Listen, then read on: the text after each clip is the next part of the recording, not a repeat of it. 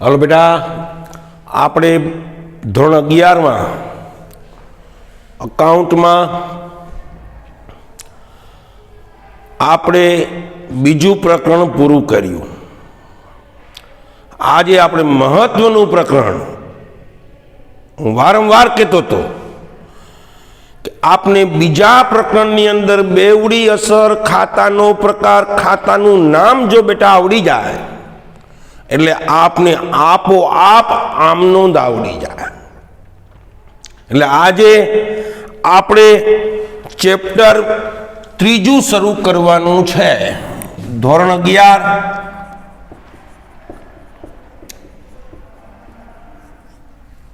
Account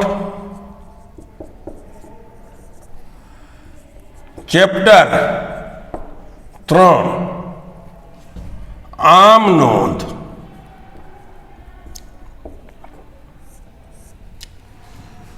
आमनोंध बेटा नामानो मूळ ચોપડો છે। आमनोंध नामानो मूळ ચોપડો છે। मूळ એટલે પાયો, પાયો છે બેટા आमनोंध।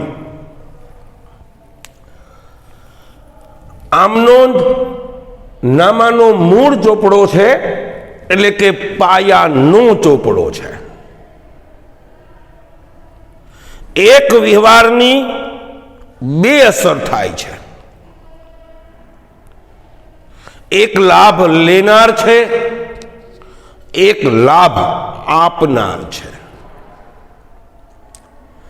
लाभ लेनार खाते उधार थाय छे अने लाभ आपनार खाते जमा थाय छे। माटे आमनोंध નું પ્રકરણ આપણા માટે બહુ મહત્વનું છે। મગજમાં રાખજો।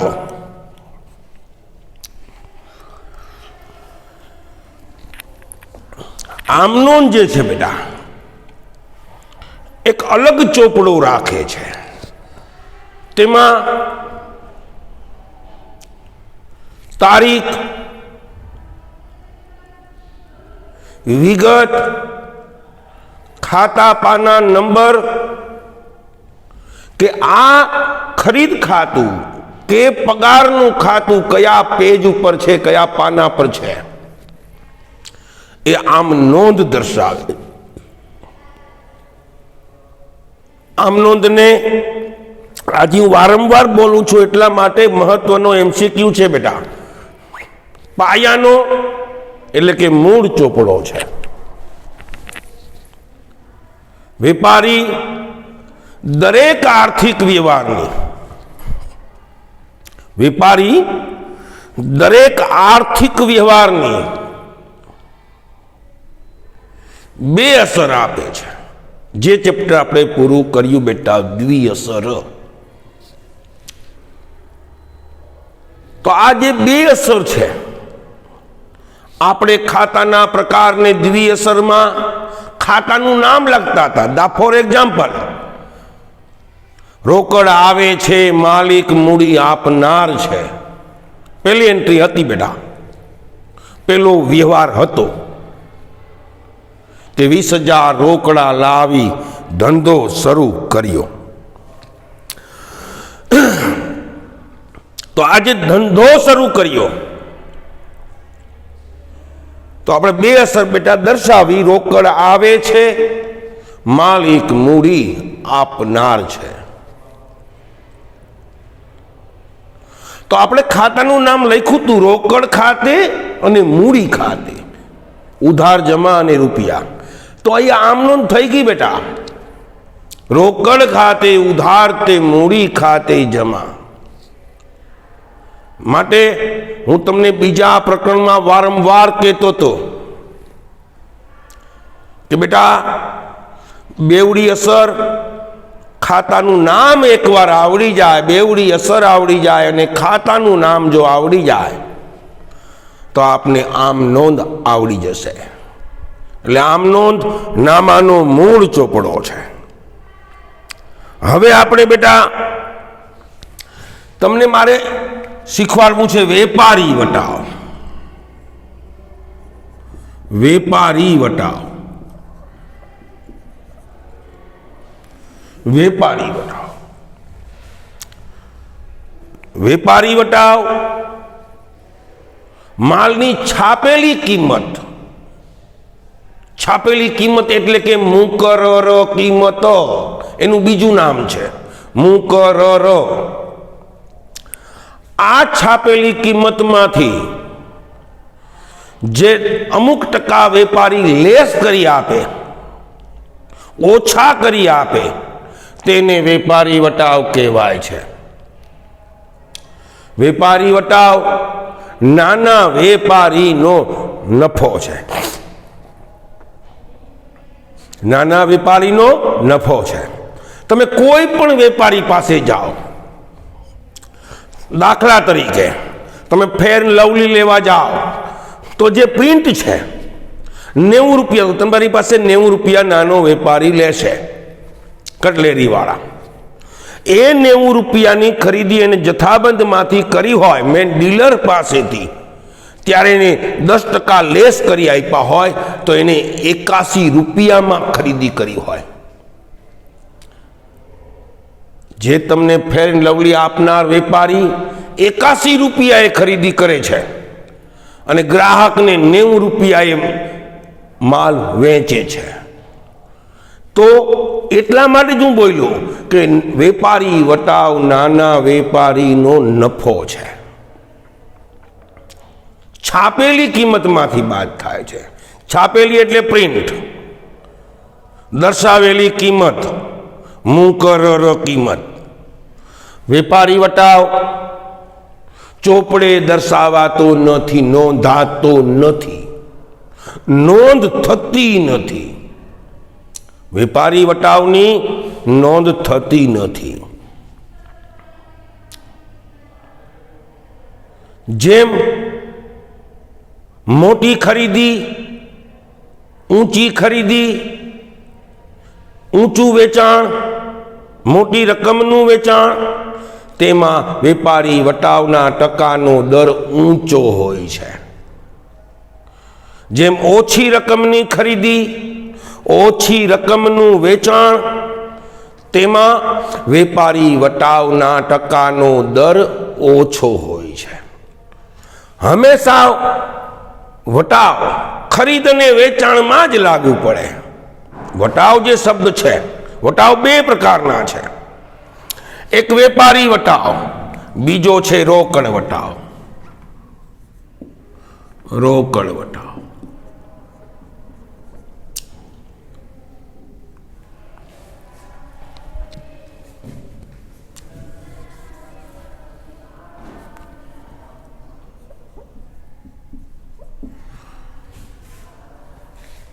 આ વેપારી વટાવ છે. વેપારી વટાવ દરેક વ્યવહારમાંથી બાદ થાય છે.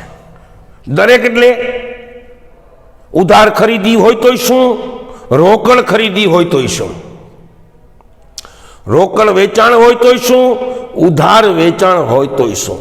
વેપારી વટાવ હંમેશા બેટા ખરીદ અને વેચાણમાં જ લાગુ પડે. ખાલી વટાવ બોલું છું, માત્ર વટાવ બોલું છું. તો વેપારી વટાવ ચોપડે દર્શાવાતો નથી.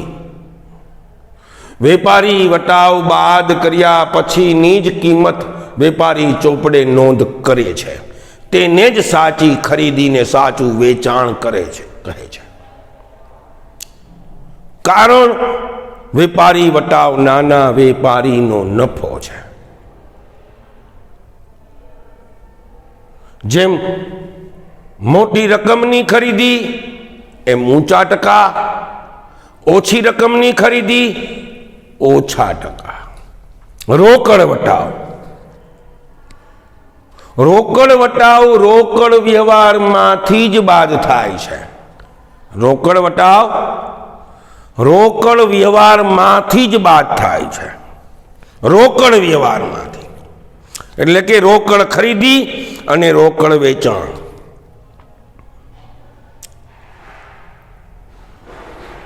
રોકડ વટાવ ચોપડે નોંધાય છે. વેપારી વટાવ ચોપડે નોંધાતો નથી. માટે હવે હું તમને તફાવત સમજાવું બેટા બંને વચ્ચેનો. વેપારી વટાવ છાપેલી કિંમતમાંથી બાદ થાય છે. રોકડ વટાવ છાપેલી કિંમતમાંથી વેપારી વટાવ બાદ કર્યા પછીની કિંમતમાંથી બાદ થાય છે. વેપારી વટાવ બધા વ્યવહારમાંથી બાદ થાય છે. બધા એટલે ઉધાર વ્યવહાર કે રોકડ વ્યવહાર. રોકડ વટાવ માત્ર રોકડ વ્યવહારમાંથી બાદ થાય છે. વેપારી વટાવ નાના વેપારીનો નફો છે. રોકડ વટાવ વેલાસર રોકડ મેળવવાના હેતુથી આપવામાં આવે છે. તુરંત રોકડા મળી જાય ને. કોઈ વેપારી એમ કે 10% વેપારી લેસ કરી દઈશ, આપણે કહીએ કે અમારે રોકડેથી માલ ખરીદવો છે, તો ડીલર એમ કહે કે હજી તમને 2% વટાવ કાપી આપું વધારે, એ 2% એટલી રોકડ વટાવ. હજી કહું છું ફરીથી, બહુ મહત્વનો પોઈન્ટ છે આ. વટાવ ખાલી વટાવ બોલ્યો છું. વટાવ શબ્દ હંમેશા માલની ખરીદી અને માલના વેચાણ પર જ લાગુ પડે છે. માલની ખરીદી અને માલનું વેચાણ પર જ લાગુ પડે છે. વેપારી વટાવ ચોપડે દર્શાવાતો નથી. રોકડ વટાવ ચોપડે દર્શાવાય છે. વેપારી વટાવ બધા વ્યવહારમાંથી બાદ થાય છે. રોકડ વટાવ માત્ર રોકડ ખરીદી અને રોકડ વેચાણમાં જ લાગુ પડે છે. વેપારી વટાવ છાપેલી કિંમતમાંથી બાદ થાય છે, ચોપડે બતાવાતો નથી. રોકડ વટાવ છાપેલી કિંમતમાંથી પ્રથમ, વેપારી વટાવ બાદ કર્યા પછીની કિંમતમાંથી રોકડ વટાવ બાદ થાય છે. હવે હું તમને ત્રીજું સમજાવું, કસર. કસર આ મેં વટાવ સમજાવ્યું હતું. વટાવમાં ને કસરમાં ફેર છે. વટાવમાં શું બોલ્યો તો બેટા હું? માલની ખરીદી અને માલના વેચાણ પર જ લાગુ પડે છે. કસર લેણા દેવામાં લાગુ પડે છે. લેણા દેવા. લેણા દેવા એટલે લેણા એટલે દેવાદાર, દેવા એટલે લેણદાર. લેણું દેવું. મેં પારિભાષિક શબ્દ ખૂબ જ સમજાવ્યા છે અને થિયરી પણ મોકલાવી હતી. મેં લખ્યા છે તમે 45-47 છે. ઉધાર માલ વેચીએ એટલે દેવાદાર ઊભો થાય. આપણે રાજુને ઉધાર માલ વેચ્યો, રાજુ પાસેથી આપણે પૈસા લેવાના બાકી છે. રાજુ કોણ? તો કે દેવાદાર.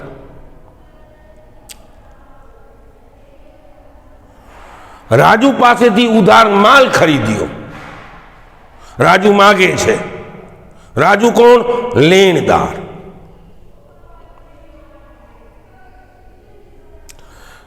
માટે હું બોલું છું, કસર લેણા દેવામાં લાગુ પડે છે. લેણા દેવામાં. કસરના કોઈ પ્રકાર નથી. વટાવના પ્રકાર હતા 2, વેપારી વટાવ ને રોકડ વટાવ. પરંતુ કસરના પ્રકાર નથી. વટાવમાં ટકાનો દર હોય છે. 10%, 2%, 5%, 20%. કસરમાં ટકાનો દર હોતો નથી, 2% 3% દર હોતો નથી. શા માટે દર હોતો નથી? રાજુને 50,000નો માલ ઉધાર વેચ્યો. રાજુ પાસેથી આપણે 50,000 રૂપિયા લેવાના બાકી છે. રાજુને આપણે ફોન કરીએ કે રાજુ પૈસા દઈ જા, તો રાજુ એમ કે મારી પાસે 49,500 રૂપિયા છે. 49,500 તો લાવ ને હિસાબ ચૂકતે. એ આપણે 50,000 રાજુ પાસે માગતા હતા અને 49,500 રોકડા મળ્યા, તો ઓછા જે મળ્યા છે 500 તેને કસર કહે છે. એટલે જ હું બોલ્યો કસરના ટકાનો દર હોતો નથી.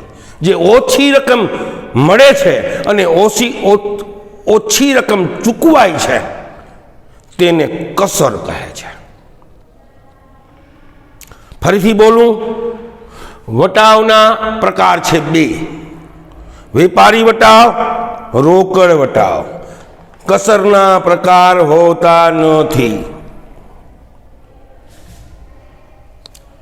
વટાવ માલની ખરીદી અને માલના વેચાણ પર લાગુ પડે છે. કસર લેણા દેવામાં લાગુ પડે છે. ઓછી રકમ મળે અથવા ઓછી રકમ ચૂકવીએ તેને કસર કહેવાય છે. આનાથી વિરુદ્ધ શબ્દ સ્ટોરી સમજાવું બેટા. રાજુ પાસેથી 50,000નો માલ ઉધાર ખરીદ્યો. રાજુ આપણી પાસે માગે છે. કેટલા માગે છે રાજુ? 50,000. રાજુનો ફોન આવ્યો, તમને પૈસા દઈ જાઓ. તો આપણે કીધું 49,000 રૂપિયા છે, જોતા હોય તો લઈ જા, હિસાબ ચૂકતે.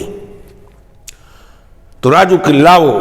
જે આપણે રાજુને 49,000 ચૂકવ્યા, જે 1,000 ઓછી રકમ ચૂકવી, આ 1,000 ઓછી રકમ ચૂકવી એને કસર કહે છે.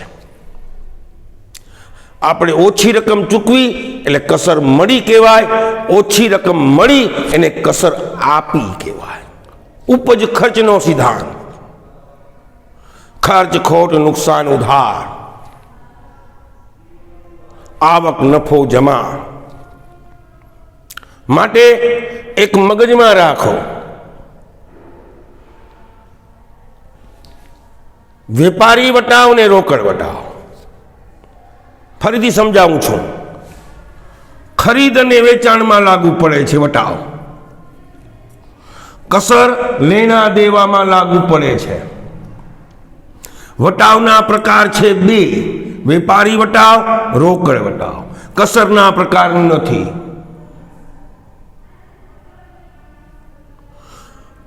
વટાવમાં માત્ર રોકડ વટાવ જ ચોપડે નોંધાય છે. કસર પણ ચોપડે નોંધાય છે. જે ઓછી રકમ ચૂકવીએ તેને કસર કહે છે. ઓછી રકમ મળે તેને પણ કસર કહે છે. એટલે શા માટે હું શબ્દ બોલું છું? કારણ કે આ માલની ખરીદ અને વેચાણમાં વટાવ લાગુ પડે છે. કસર લેણા દેવામાં લાગુ પડે છે. આ બે ફરીથી પાછું સમજાવી દઉં. વેપારી વટાવ દરેક વ્યવહારમાંથી બાદ થાય છે. રોકડ વટાવ માત્ર રોકડ વ્યવહારમાંથી બાદ થાય છે. રોકડ વ્યવહારમાંથી બાદ થાય છે. વેપારી વટાવ ચોપડે નોંધાતો નથી. રોકડ વટાવ ચોપડે નોંધાય છે. વેપારી વટાવ નાના વેપારીનો નફો છે. રોકડ વટાવ રોકડ વેલાસર મેળવવાના હેતુથી આપે છે. કસર લેણા દેવામાં લાગુ પડે છે. કસરના કોઈ પ્રકાર નથી. કસર જે રકમ લેણા પેટે દેવાદાર પાસેથી ઓછી રકમ મળે અથવા લેણદારને દેવું ચૂકવીએ જે ઓછી રકમ ચૂકવીએ છીએ તેને કસર કહે છે. કસર પણ ચોપડે નોંધાય છે. આજે મેં આમનોની થિયરી સમજાવી બેટા, અને આમનોની થિયરીના ફોટા પાડી હમણાં અમે મોકલશું. કાંઈ પણ બેટા એવી ક્વેરી હોય તો મને ફોન કરો બેટા, સંકોચ ન રાખો. હમણાં આપણે તમારું 11મું ધોરણ પણ 15-20 દિવસમાં શરૂ થઈ જશે, એટલે ચિંતા નહીં કરો. શાંતિથી ઘરમાં રહો, સ્વચ્છ રહો, જેથી આપને ચેપ ન લાગે. મનુષ્ય દેહ મેળો છે બેટા, મનુષ્ય દેહ મહત્વનો છે. પશુ રોઈ શકે છે, માણસ રોઈ પણ શકે છે ને હસી પણ શકે છે. પશુ જુએ છે, સી, માણસ નિહાળે છે, લુકિંગ.